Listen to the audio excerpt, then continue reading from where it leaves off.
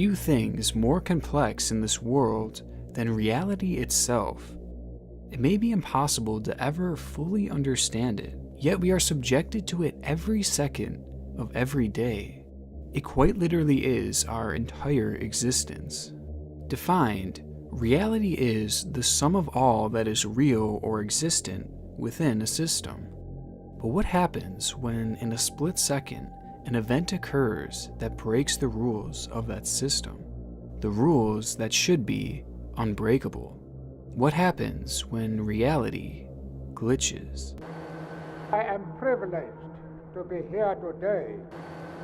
We've seen it happen before with things like the Mandela effect and doppelgangers, and all that's really interesting to me. But there's something that interests me more, and that's the idea that if the reality around us can glitch, maybe so can we. It's an idea that we've touched on before in my Backrooms video. You're going about living your daily life when suddenly the world around you changes until it's not even your world anymore. Glitching out of reality is something that most find to simply be the work of fiction, but on some occasions, these real-world malfunctions may have actually happened, with some stories going past any rational explanation. And James Tedford is about to become our first example. It's such a comfort to take the bus. And the man who keeps his eyes closed. Mystery? There's really no mystery. It was a snowy day in St. Alban, Vermont, in the winter of 1949, as people piled onto the public bus headed for the town of Bennington. On board, the bus was nearly filled with people, with one being a man named James Tedford. It should have been an 8-hour bus ride, and it was one that Tedford had done numerous times before. After a recent stint in World War II, Tedford found himself living in the Bennington Soldiers' Home, which, as you might have guessed, was located in Bennington. But with many of his relatives living in St. Alban, he would frequently make the long trip out to see them. But as the snow began to pile higher and higher that day, the bus ride began to drag, and it was estimated that its route was delayed by hours. As the long day of traveling went on, Tedford found himself dozing off, and by the last stretch of his trip, he had fallen asleep completely. As the bus stopped at the final station before Bennington, Tedford remained in his seat, fast asleep, as the door shut and they headed towards their final stop. The bus would arrive in Bennington shortly after, but Tedford never would. As the bus neared the last stop, some noticed that Tedford was no longer sleeping in his seat. In fact, he was nowhere to be seen. Tedford's luggage was left in the luggage rack, and his bus timetable was still lying open in the seat where he had just been sleeping, yet there was no sign of him. But the issue was that the bus hadn't stopped since the previous station, the station that Tedford was seen on board sleeping soundly through. This is something that all 14 passengers and the bus rider told to authorities. Tedford was still on board that bus when it was heading for its last stop, but when they arrived at that next stop, he was nowhere to be found. So while the bus was moving along its last route of the day, James Tedford had vanished into thin air. But how could it be possible? If the bus hadn't stopped, then there would have been no way for him to possibly leave. James Tedford would never end up coming back to retrieve his belongings, and in fact, no one would ever hear from him after this. And despite an investigation and an extensive search by authorities, the last time that he would ever be seen was sleeping on that bus. It's a disappearance that seems to be completely impossible. How does one disappear from a moving public bus? How can you vanish before someone's eyes? It has caused people to wonder if, perhaps, at some point throughout that last leg of the trip, our world experienced an error. an error that removed Tedford from our reality. It's an improbable occurrence. How can our reality experience a glitch like this? And how can it even glitch in general? Well, there isn't really a concrete answer to this currently, and there likely never will be. But a theory has been proposed that could explain everything. It's a theory called the simulation theory, which explores the idea that we are currently living within a simulation, one that faces malfunctions just like any other simulation would. And yes, I understand how crazy it sounds, but with some background information, it actually might make sense.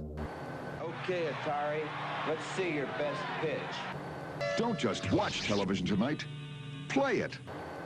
40 years ago, look back and see what our video games used to look like, and now compare them to what we have today. The growth in our computing technology has happened at such an incredibly high rate, and from this point on, technology will only grow more and more. We went from hitting a ball back and forth to simulating our own little worlds within less than 50 years. And on the timeline of our existence, that's such a minuscule bit of time.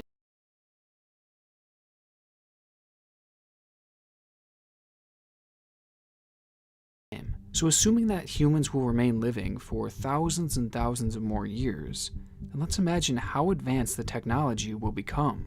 I mean, at some point, our technology will get so advanced that our computers and games might be able to replicate free will, which means the non-player characters within a game will be so advanced that they can make their own decisions, have emotions, and be able to touch and feel things.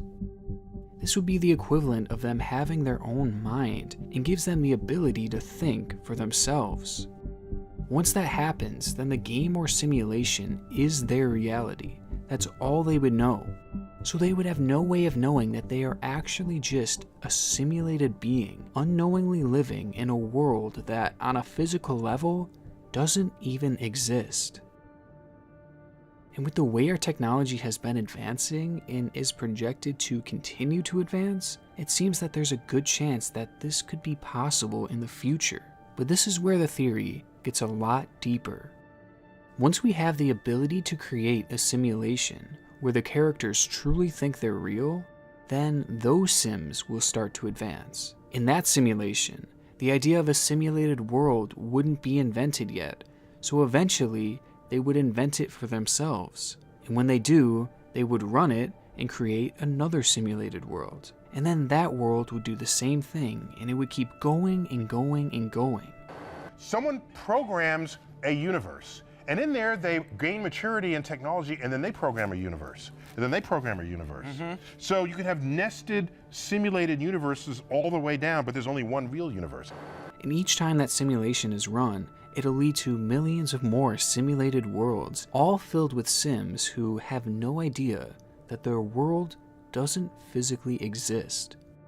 So basically what I'm saying is that once one of these simulated worlds is created, then it opens the door for billions and billions and trillions of other simulated worlds to come after it. So let's look at that from our perspective. Where does that leave us? Does that make us the one true reality that hasn't created simulations yet? Or are we one of the trillions of simulations that were created after its invention? I mean, it's crazy, but really think about it. If you believe that this level of simulation is going to be possible in the future, that means that the chances of us living in the one true reality right now would be 1 in billions. This is a point that people like Elon Musk and Neil deGrasse Tyson have even showed support for in the past. So given that we're clearly on a trajectory to have games that are indistinguishable from reality, and those games could be played on any set-top box or on a PC or whatever, and there would probably be, billions of such, computers or set-top boxes, it would seem to follow that the odds that we're in base reality is 1 in billions. I mean, not that that proves anything, but they're a lot smarter than I am, and that lends some credibility to this theory. And though this sounds like a wild conspiracy, this actually is a fairly well-researched scientific theory. that many scientists are unironically exploring at the moment. Now, truthfully, there is so much more to this topic that it would just take hours and hours to fully explain it, so I'll just leave it at that. But hopefully that at least made some sense, because it seems to be the basis for understanding how these real-world malfunctions could be possible, because every game and every simulation has glitches along the way, and some are worse than others. Some are worse than just the removal of one person.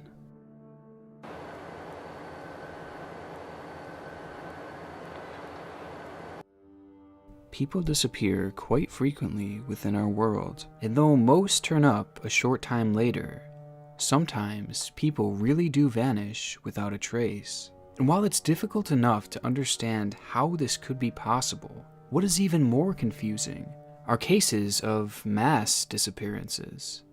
Cases where rather than just one person vanishing, it's a whole group. It's not something that commonly happens, but when it does, it often defies all logical explanation, with perhaps one of the earliest recorded examples of this being the Roanoke colony. It happened all the way back in 1585, when European settlers established a colony on the island of Roanoke, but almost instantly, the settlement began running into issues. For starters, they failed to ever gain peaceful relations with the Native Americans in the area. Plus, the resources there were not plentiful enough to fully support the colony. Because of this, a supply ship was sent back to Europe to restock and bring goods back to the already struggling colony. When the supply ship left Roanoke in 1587, its captain estimated that they would be back within a year to give fresh goods to the settlers. However, upon the ship's arrival back in Europe, a war broke out, pushing back the ship's return voyage. It wouldn't be until 1590 that the ship would make it back to Roanoke, but there was no one to go back to. They arrived to find the settlement looking perfectly preserved, but totally abandoned. There was no signs of a struggle, and all the settlers' belongings were left behind. The only clue that the settlers left was the word Croatoan, which had been carved into a palisade. This may have been an indication that the settlers had moved to a nearby island by that name, but unfortunately, the supply ship was never able to search that island due to poor weather conditions. There was estimated to have been around 120 settlers living at the outpost at the time, and they all had seemingly vanished into thin air, and none were ever seen again. And despite the immense popularity that this case now has, and the modern technology that has been used to try and figure it out, the mystery has never been solved. Researchers have searched for the remains of the settlers to try and determine if they were attacked by Native Americans, but remains of the settlers were never found in Roanoke, making it almost impossible that they had been killed there by Native Americans. Plus, there was no sign of a struggle, which would have been highly unlikely if the group were actually attacked.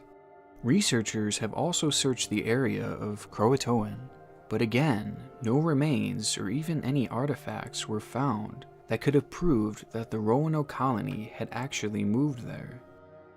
There are currently companies set up entirely to help in solving this case, yet nothing has come of it. And based off of what I've read, it doesn't appear that they have discovered a single piece of conclusive physical evidence. It's really like this group just dropped off the face of the earth. To this day, there remains dozens of theories to try and explain this event, but no one has pieced it together. With this in mind, many have come to the conclusion that this was another example of a major reality glitch. Maybe some kind of error within our simulation caused the colony to be wiped from existence. And though one might think that something like this could never happen in this day and age, that's actually far from the case. Malaysian 370, contact Ho Chi Minh 120.9, right. We're seamlessly connected than ever to every corner of the world. It's estimated that over 44,000 flights take off and land each day throughout the world, delivering in total roughly 2.7 million passengers. And typically, these flights go off without a hitch, as the vast majority of them make it back safely. And when the passengers boarded Malaysian Flight 370 on March 8th of 2014, they would have had no clue that they were about to become the exception.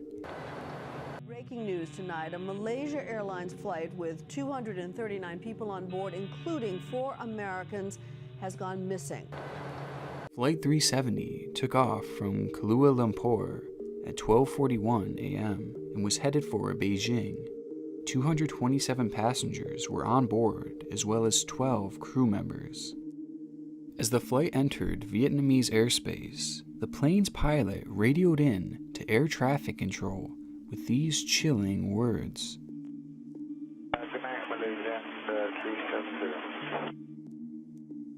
That would be the final message sent out from Flight 370. The plane would go on to disappear, along with all 239 people on board. To this day, neither the plane or its complete wreckage has ever been found. And despite there being many theories on what may have happened, there remains no solid conclusion as to where the plane went. Part of what makes this story so terrifying to me, as well as many others, is how a full-size Boeing airplane could just disappear. With the technology that this world has, I would have never imagined anything like this happening in a million years. And even after this became one of the biggest news stories of the decade, we still have yet to find any real evidence, any proof as to where this plane went. All eyes were on this topic. Everyone was searching for this plane, and yet it never turned up. 34 helicopters, 40 ships, even submarines, desperately looking for clues. With all the resources that were used to search for it, something would have surely been discovered. And yet here we are years later with nothing but scraps of evidence. Because of this, there are many theories out there that have tried to explain how a plane like this could just vanish. And it's within these countless theories that we find one related to this video. Maybe the plane encountered a reality glitch. A glitch much like James Tedford and the entire Roanoke colony might have faced many years ago. A glitch that removed the plane from our world. Now I'm left with a ton of questions after exploring the world of reality glitches. But one question still burns in my mind. If all this is true, and people and things can really glitch out of our world, then where do they go? Would that person just cease to exist? Or would people survive the glitch and find themselves in some sort of other reality? Perhaps they glitch into an area outside of the map, an area that wouldn't be rendered by the simulation. If it truly wasn't rendered, then maybe the area would just be a void, an endless plane of darkness and nothingness, an area that you would be permanently stuck in, surrounded by nothing, alone for the rest of your eternity, which is a horrifying thought, and for that reason alone, I hope that none of this is true.